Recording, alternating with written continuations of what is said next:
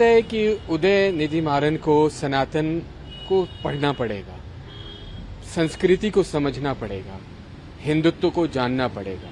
कहीं ना कहीं उनके, मुझे लगता है कि परिवारजन ने उनको सही शिक्षा नहीं दी।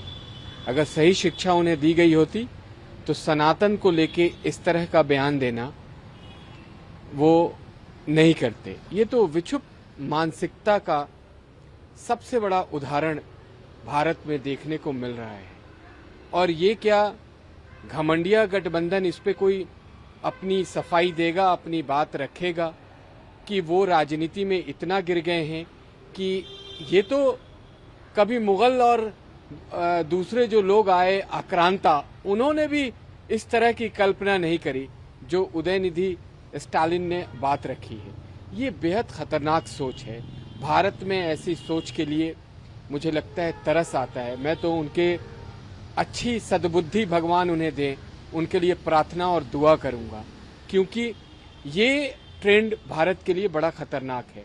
सिर्फ आप सत्ता पाने के लिए तुष्टीकरण की राजनीति में इतना गिर जाएंगे, एक वर्ग का वोट बैंक लेने के लिए आप इतना गिर जाएंगे कि जो सबसे पुरानी संस्कृति और परंपरा और जो सत्य है सनातन, उसके ऊपर इस तरीके से प्रहार करेंगे तो आपको राजनीति में वो जगह कुछ क्षण के लिए मिलेगी जरूर, लेकिन आप नेता नहीं बन सकते हैं।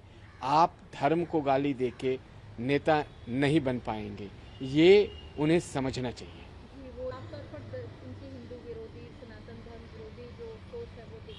देखो, ये जो लोग हैं वो तुष्टीकरण के चैंपियन हैं।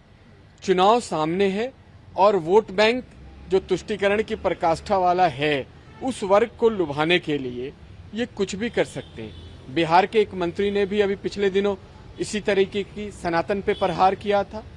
और अब मीटिंग के फौरन बाद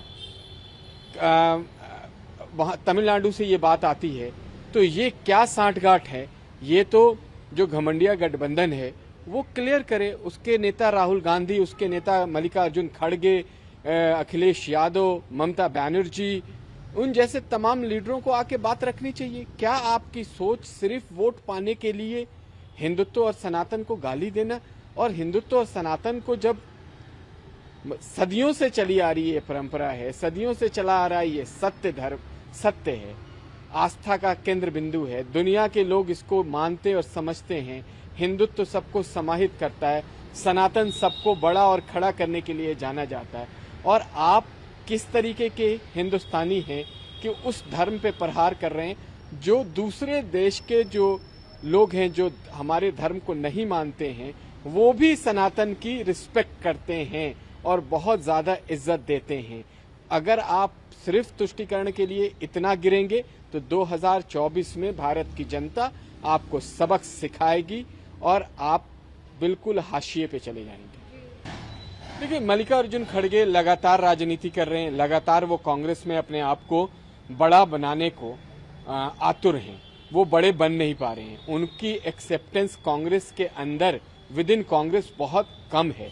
वहां पे परिवार हावी है, राहुल गांधी वहां के बड़े नेता हैं, तो वो इस तरीके से प्रहार करते हैं। One nation one election one nation की जो बात आई है उसका अभी प्रारूप नहीं है, स्वरूप सिर्फ उसको तैयार किया गया है। उस कमेटी की अध्यक्षता पूर्व राष्ट्रपति रामनाथ कोविंद जी करेंगे। उसमें समन्वय बनेगा, लोग अपनी बात को रखेंगे, जहां पे जो कमियां होंगी उसको पूरा की जाएगी। एक बड़ी कमेटी का रूप है वो, तो उसमें अभी चर्चा परिचर्चा होगा। अभी से हम ये सोच लें कि सरकार तानाशाह रवैया अपना रही है, सरकार सबको दबा रही है, तो ये राजनीति आप बार बार कांग्रेस कर रही है, उससे उसको कोई फायदा नहीं होने जा रहा है। जेपी नड्डा ने कहा, भारतीय जनता पार्टी के राष्ट्रीय अध्यक्ष जेपी नड्डा जी ने जो बात कही है वो 100% सच कही है। अगर आप मोहब्बत की दुकान चला रहे हैं तो मुझे लगता है कि आपको ऐसे लोगों को साथ लेके चल रहे हैं जो धर्म को खत्म करने की बात कर रहे हैं, सनातन को खत्म करने की बात कर रहे।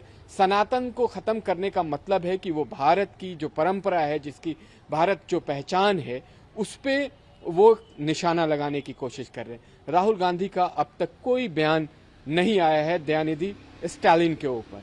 तो राहुल गांधी भी जो राजनीति तुष्टीकरण के, ये लोग भी चैंपियन हैं। ये तो बार बार अपना चोला बदलते रहते हैं।